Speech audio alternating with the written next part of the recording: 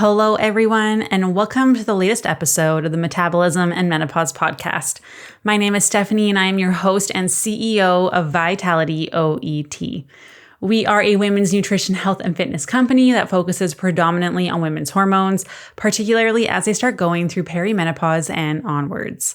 We know that you start experiencing so many changes in this time of your life, whether it be hot flashes, night sweats, irritability, brain fog, or weight gain around the middle that seems to have come out of absolutely nowhere despite you not changing anything. So you go back to those tried and true methods of cutting calories, cutting carbs, doing a bunch of cardio, yet it feels like nothing is working. You're putting in all of this effort and you're just moving backwards. But we know now that your body is inherently different now that you've gone through these hormonal changes. So our mission here at Vitality is to really help you understand how your body changes in this time of your life, how to reach those health and fitness goals, feel in control and at home in your body again, live a life full of vitality, and really understand how to take care of this new body of yours. So today, I want to go over 7 steps to help beat that belly bloat, that hormonal belly bloat. I mean, it sucks. I'm sure many of us, even when we were having regular cycles, right? You started having some symptoms like bloating around your period or in perimenopause and menopause, where all of a sudden just feels like maybe your feet are swollen, your pants are tight, which let's face it, doesn't exactly leave you feeling very confident or feeling super great about yourself. So not to mention if you're also pairing that with some mood swings and some migraines and headaches, we're not a great time to be around. Let's be honest, right? We're not feeling good. And this happens postpartum as well while your hormones are fluctuating, right? This happens to me now. Dealing with the hormonal changes, like the time that I'm recording this podcast, our little man's 2 months old and hormones are everywhere. I'm experiencing hormonal belly bloat that I haven't had in forever, right? Because I had my hormones. We were in a good place. And now we're trying to tackle that all over again. And it's just like perimenopause. Things are all over the place. So belly bloat is one of the big symptoms that we see with hormonal fluctuations. It is one of the things that women complain about a lot because it sucks. You wake up, you're feeling okay. Maybe you're not super happy with the way your body looks. But then as the day goes on and goes on and goes on, the bloating gets worse and worse and worse, and you don't feel good. You don't want to go out. You don't want to be in the clothes you're in. Like you just feel uncomfortable. So I want to tackle the 7 things that you can do to really help deal with this, how to improve it, because there is so much that you can do even when your hormones are all over the place. Okay. So number 1 is balancing your electrolytes. Sometimes bloating can be because your electrolyte balance is off. And your electrolytes largely determine how much water your body is going to hold on to. Okay. So in particular, if our sodium is too high and our potassium is too low, we're going to see bloating. And this happens a lot because a lot of us have a lot of salt in our food, right? Especially if we're eating out a lot, if we're having a lot of processed foods, processed meats, we're going to be having a higher sodium diet. And typically we are going to be low in potassium. The imbalance between those two is going to cause some fluid retention. So then we have hormonal changes as well that go with that can contribute to how much your body is going to hold on to salt and therefore water. So we want to make sure that you're getting enough potassium to help balance that out because some hormonal imbalances are going to cause your body to hold on to sodium as well, making it easier to bloat.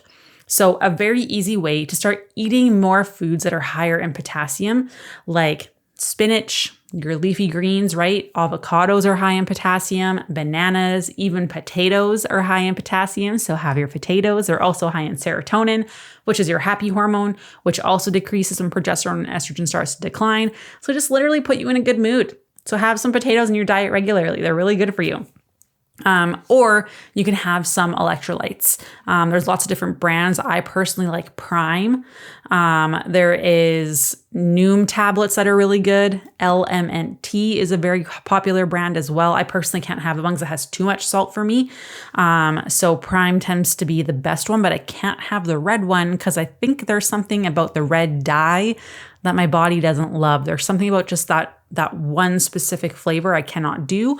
But Prime is a great one. That's my personal favorite right now that I'm really enjoying. I'm not endorsed by any of these brands. I'm not partnered with them. I'm just telling you what I actually take. If you go purchase from them, I don't benefit from it. Like, I'm just telling you what I use, what our clients use. Okay, so electrolytes is number 1. Number 2, hydration. Hydration. Even when you're holding onto extra fluid, you need to hydrate, which might seem counterintuitive. If I'm already bloated and holding onto water, why would I want to drink more water, right?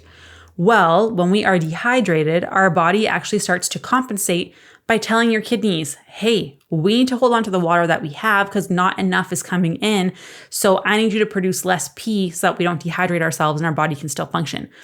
So drinking water will actually allow your body to get rid of the excess water and help you with your digestion, because if you aren't pooping every day, you're also going to feel more distended, right? You're going to feel more bloated, which is not great.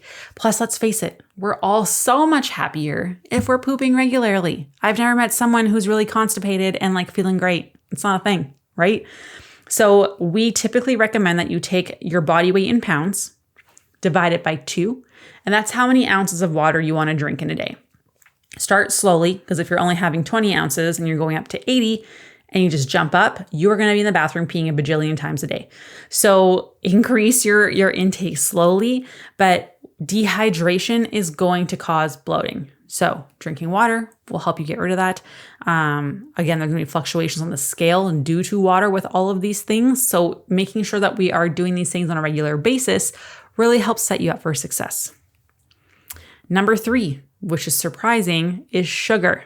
Highly processed sugary foods like breakfast cereals, like chocolate, your chips, your candy, your Pop-Tarts, your brownies, your donuts, unfortunately, which are my favorite, can be so tough to avoid when you have hormonal cravings. You just want the thing, right? However, they are not doing any favors for you, including the bloating that you were experiencing.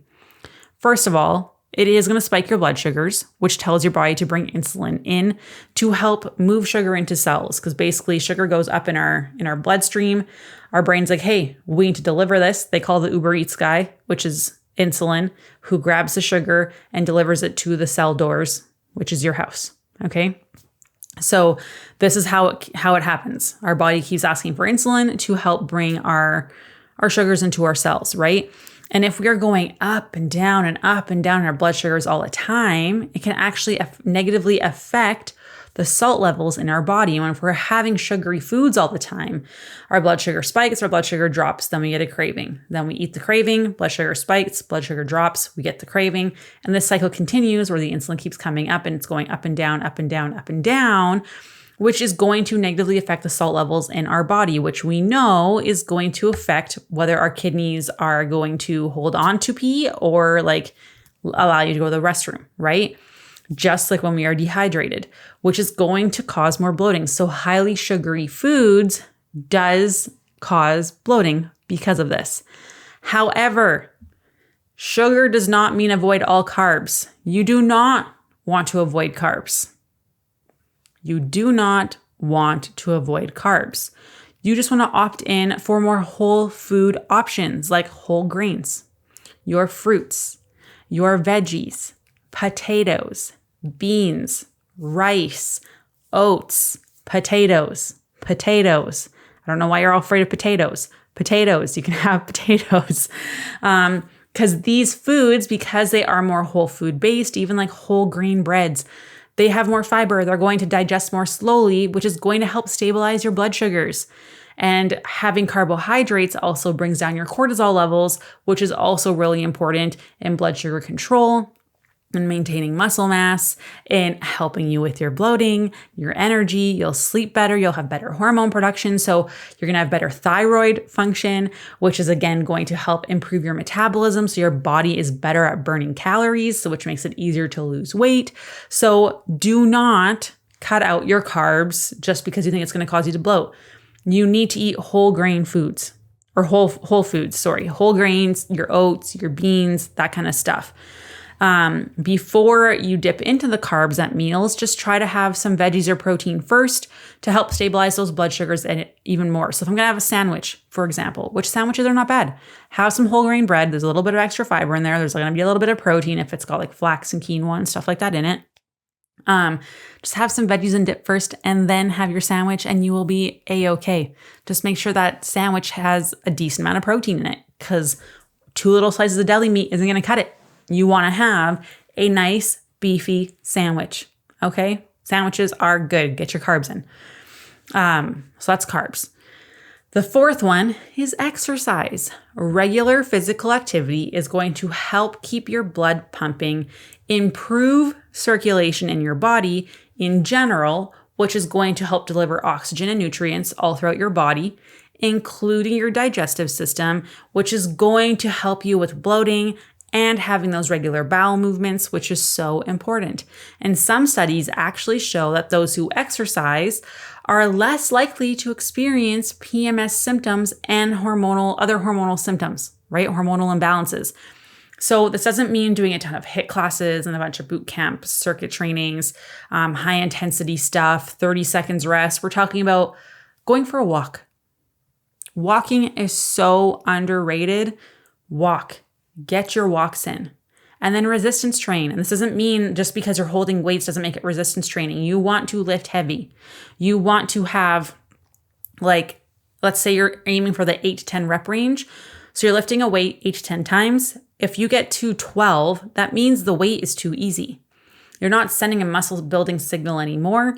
We want to make sure that we are challenging ourselves to maintain and build muscle mass. If you're never challenging yourself, your body will never change. It doesn't have to.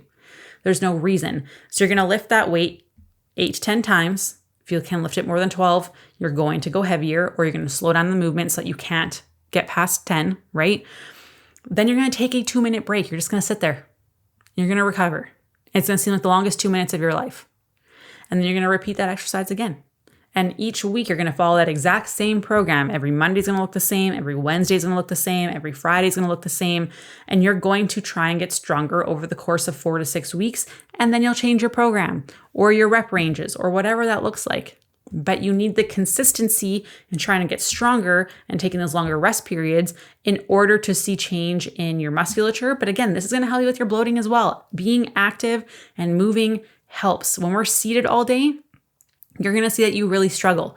So just getting up and going for a 5-minute walk before you go to the restroom, before you go for your lunch or after your lunch will help immensely. And it will also help with your blood sugar, which is fantastic because we all worry about that, especially when estrogen goes down. We are more prone to having blood sugar issues. Okay, so now back to bloating. Number 5, alcohol. Alcohol, just skip it. It sucks. I know alcohol is so delicious. However, it is going to dehydrate you. And if you want to drink, that's fine. There's nothing wrong with that. But I want to give you all the information so that if you choose to drink, you cannot get upset if the following things happen to you because now you know better. So by choosing to drink, you accept the responsibilities and consequences that happen with that, which is fine. I don't care. I genuinely do not care. If you want to drink, I don't think you're a bad person. I don't think there's anything wrong with that. But if you're going to then complain about the following things, then that's when I have a problem with it because you're making a choice that you know is going to cause these consequences and increase the risk of these consequences. And then you're mad you're not seeing results or you're feeling some type of way. That's not awesome. That's like getting upset that every time you touch a hot stove, you get burned. And then you're mad at the burner because you're burnt. No. That's what happens when you touch the hot stove. That is the consequence. So the consequence of having as little as 3 drinks per week in perimenopausal women, and yes, that is what happens in the years that follow as well because of how our hormones change and our stress tolerance, you can see more bloating. You can see worse sleep quality. You have more hot flashes and night sweats, more elevated cortisol, which we know is going to influence your blood sugars negatively, your hormonal production negatively, your thyroid function negatively, your gut health, your liver health, your energy. Your sleep is going to get worse. Impulsiveness increases when you're not drinking. If you're someone who has as little as 3 drinks per week, because it's just the way that your brain gets wired from drinking alcohol, you naturally become a more impulsive or reactive person. And we also have to go back to the kidney thing. When we are drinking alcohol, it dehydrates us, which causes our kidneys to not produce as much pee. So then you get bloated. And then you're going to see the scale go up and you're going to get upset, right? Also, we know alcohol is going to seriously irritate your gut and kill all the good and bad bacteria in our gut, which really causes our microbiome to suffer, which leads to more inflammation in our gut, which leads to more food sensitivities, more IBS type symptoms, more autoimmune condition risk, and again, more bloating. And this is as little as 3 drinks per week if you're in perimenopause or the years that follow. Perimenopause is when your hormones start to fluctuate. It's the years before that 1 year without a period. It can be as long as 10 years. So if you go into menopause at 45, chances are that you're in perimenopause around 35, right? So you need to be aware of these things. Need to. And again, if you want to drink, that's fine. I have a drink every now and then, but then I don't complain about my sleep being worse that night. I don't complain about having hot flashes that night. I don't complain that the scale went up the following few days. I don't complain that I'm not sleeping as well, or, that I'm having the bloating and I'm having more cravings, right? I made the decision, the consequences that came with it. Therefore, I need to take responsibility for that decision and the consequences that come with it. Nobody made you have that drink, right? The next one is eating your diuretics. So diuretics are things that help flush out excess water out of your system. And there are foods that can actually help with this, like cucumbers, watermelon, cranberries, lemon. They stimulate your kidneys to produce more pee, which will then help reduce more bloating because you're not holding onto as much water. So incorporate more lemon, incorporate more cranberries, watermelon, cucumbers. We actually have a recipe for like a little mocktail that helps flush out bloating that is made with some of these ingredients. If you want that, it's in our Facebook community for that recipe. And then number 7, of course, address stress. Dun, dun, dun. As if I was not going to bring up stress on a podcast, you guys. As if cortisol wasn't going to sneak its way in here. It's so important. It throws our hormones out of balance. It can actually make PMS and hormonal symptoms worse, right? We also see that when cortisol goes up, it slows down your digestion, which makes more bloating. Because when we're in a stress state, our body goes into fight or flight, right? We're ready to fight the bear or run away from the bear, essentially. When this happens, blood goes away from our gut, goes to our arms and to our legs to fight this bear or run away from this bear. So therefore, digestion slows down because there's no blood in there to help contract the gut to get things moving along. So then we get more bloated. We get more constipated. We have more inflammation in our gut because things are moving so slowly, which again is going to cause all these issues. And then you might be like, no, Steph, I'm not stressed. Lies. Lies. You wake up and you're tired. You have coffee on an empty stomach. You are fasting. Then you're working out without putting anything in your body. Then sometimes you skip meals, right? You're rushing out the door, go, trying to get the kids to wherever they need to be. Your dog pooped on the floor. You're exhausted. You've got deadlines at work. Your boss is kind of a jerk. You are snippy with your spouse. You're a taxi mom taking your kids everywhere. For lunch, you might have a protein bar and a couple almonds because, trying to lose weight. And then you are go. You're doing these high cardio workouts, the Orange Theories, the F45s, the boot camps, the circuit training, doing crazy amounts on the elliptical and the stair climber and the treadmill and the rower and whatever other cardio machines that are out there nowadays. And then you're having a hard time falling asleep. You're on your screens all of the time. You are stressed. And before, maybe you could handle that because you had a good hormonal levels, right? So it was like you had a dinner plate. But now with all the stress that you have that dinner plate is like full. Like we cannot add another thing onto that. But now when hormonals drop, now that plate starts shrinking and we're more like a side salad plate. But we have all these stressors and things that we're responsible for that didn't change. So the outdoor stuff outside of our body hasn't changed. So you feel like, oh, I'm not that stressed. I was fine. But internally, your body can't handle that anymore. So before you could handle a 9 out of 10 before cortisol went up, now you can only handle a 5 out of 10 before we start seeing the negative side effects of hormone production going down and more hormonal symptoms. Blood sugar control getting worse, and we're seeing more belly fat accumulation, more cravings. Our A1C goes up.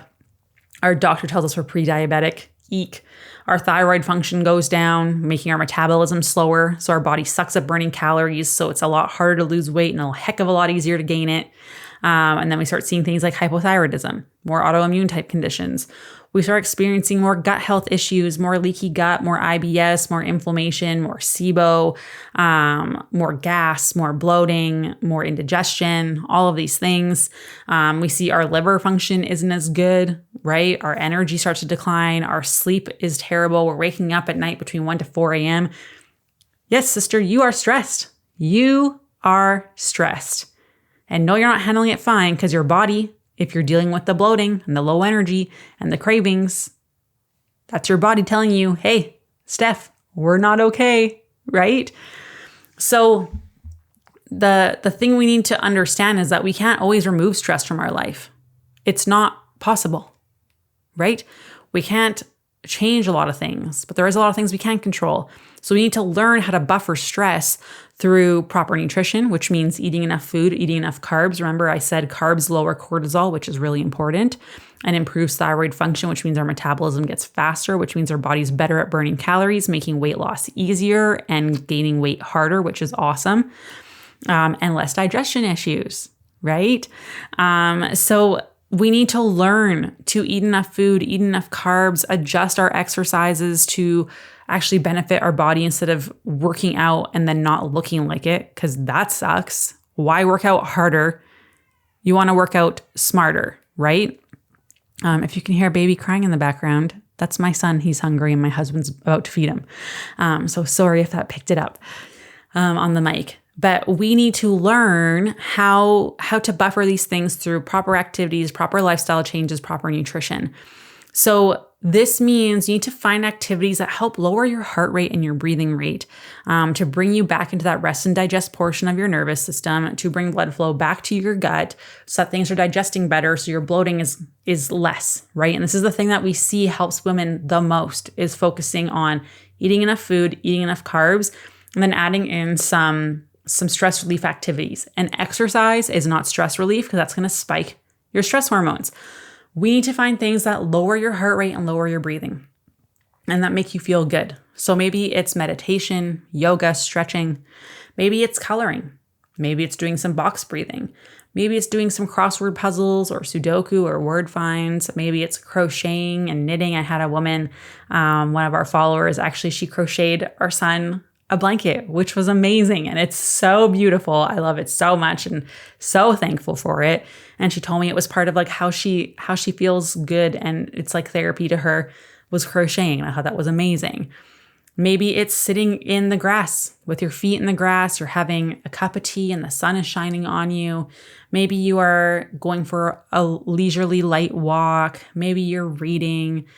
Maybe you're journaling. Maybe you're doing some gratitude journaling. Maybe you are, I don't know, doing some arts and crafts. Maybe you're baking, like anything that like makes you feel good and slows down your breathing and your heart rate.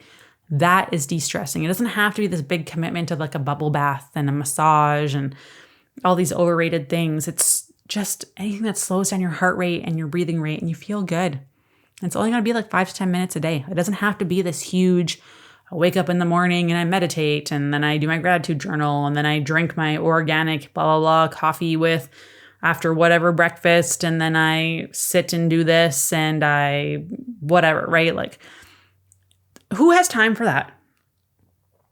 Who has time for that? A lot of people do not have time for that and it's not realistic. I hate seeing that stuff on social media. I hate it because for the average woman that I work with, that our company works with, that I talk to, does not have this 2-hour routine to do in the morning. They don't have time for that. They wake up and their kids are doing crazy things or you've got work going on, right? Like it's just not realistic. So try and find 5 to 10 minutes in a day. That's it. Start there. Maybe you find another 5 minutes somewhere else, right? So those are the big things. I do want to give you a bonus number 8, which is pay attention to the clothes that you're wearing, which sounds weird. But this is why I wear sweatpants when I'm podcasting. You guys can't see this, but I'm always wearing like a decently nice shirt. Sometimes in a hoodie, right? But like I wear like a decently nice shirt. I'm always wearing sweatpants when I'm at this desk. Because if I'm wearing tight pants and I'm sitting and it digs into my stomach, of course I'm going to be bloated later. Because you're restricting blood flow and fluid flow throughout your abdomen. You are literally restricting your bowels so things can't get through. Of course you're going to be bloated later in the day. This is where like wearing dresses can be nice if you're a dress type person. Wearing clothes that actually fit you and don't dig into your waist, right? Like just buy the clothes that fit. Who cares? Most people don't believe me when I tell them I'm a size 8. Just a number. I'm flattered that you think that I don't look like a size 8, but that's probably because I'm wearing clothes that fit me, right? But like you're also not comfortable when you have your waistband digging into your belly. It's not a good time. So just wear clothes that fit because then you won't be as bloated. But like, honestly, the thing that really helps the most is slowing down. Take a few slow, big, deep breaths before you eat.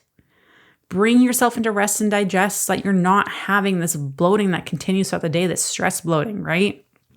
So to recap all of that, we have 7 things, but kind of 8, that help improve your bloating. Eat more potassium or take some electrolytes. Make sure that you are hydrated. Take your body weight in pounds and divide it by 2. That's how many ounces of fluid per day you should be consuming. Avoid super processed high sugar foods like your chips, your chocolate, your donuts. Make sure you're getting regular activity in by walking. Watch how much alcohol you're consuming. Eat your diuretics like cucumbers, watermelon, lemon, cranberry, and address your stress and just wear clothes that fit so your waistband isn't sticking into your belly. It doesn't look good. It doesn't feel good. What's the point? Okay. So I hope this was helpful. Again, if you want the debloating mocktail that we have, it is in our Facebook community.